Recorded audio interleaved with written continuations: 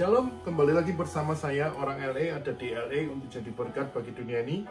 Saya ingin sesuatu luar biasa bagaimana tentang mencintai baiknya Tuhan.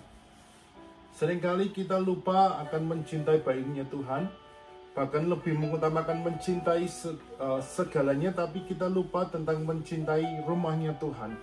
Mencintai apa yang menjadi otoritas utama Tuhan terlebih dahulu dalam kehidupan ini. Nah, setelah lewat 20 tahun selesailah Salomo mendirikan kedua rumah itu, yaitu rumah Tuhan dan istana raja. Dalam 1 Raja-Raja 9 ayat 10, sebuah proyek yang hendak diwujudkan memerlukan satu persiapan yang tepat dan perlu memperhitungkan waktu, bahan, tenaga, dan dana, serta hal-hal yang lain yang diperhitungkan secara cermat agar proyek ini dapat berjalan dengan lancar. Ketika Salomo diurapi menjadi raja menggantikan ayahnya, dan Allah telah mengaruniakan keamanan kepada negerinya, maka Salomo ingin mendirikan bait Allah. Allah pernah berjanji kepada Daud bahwa Salomo akan membangun bait Allah. Salomo mengirim utusan kepada Hiram, Raja Tirus yang bersahabat dengan ayahnya Daud. Dengan hikmat dari Allah, Salomo menjalin komunikasi yang baik dan menyampaikan keinginannya kepada Hiram, Raja Tirus, untuk membangun bait Allah. Sebagai hasilnya, Hiram memberikan dukungan dan mengirimkan kayu sanobar untuk proyek mendirikan bait Allah.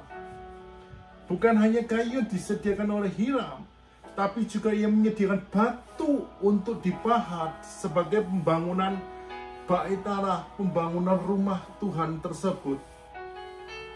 Persiapan pembangunan bait Allah dilakukan Salomo secara teliti, cermat, dan perhitungan yang matang. Untuk kayu yang dipilih dari pohon aras yang terkenal sangat baik, dan untuk dasar rumah dipilih pula batu-batu yang mahal. Untuk pekerjaan-pekerjaan utama dipilih orang-orang Sidon yang memang ahli menebang pohon. Persiapan itu juga melibatkan ratusan ribu pekerja, termasuk di dalamnya 30.000 orang yang bekerja secara bergilir. Salomo melakukan ini supaya semuanya karena ia mencintai dan merindukan bait Allah, rumah Tuhan dibangun.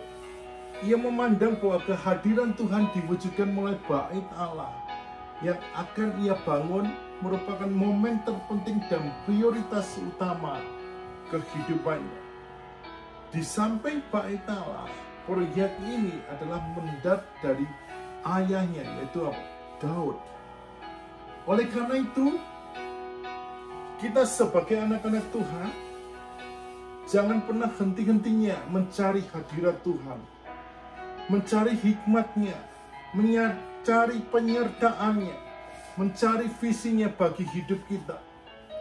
Itu semua yang akan menjadi bahan bakar agar kita tetap berapi-rapi mencintai Tuhan dan melayani Tuhan. Karena itu, mata Tuhan menjelajah di seluruh bumi untuk melimpahkan kekuatannya kepada mereka yang sungguh-sungguh terhadap Allah. Dia dalam hidupannya punya hati yang sungguh-sungguh akan Tuhan, maka kita akan melimpah kekuatan yang Tuhan kerjakan dalam hidupannya. Tuhan Yesus memberkati.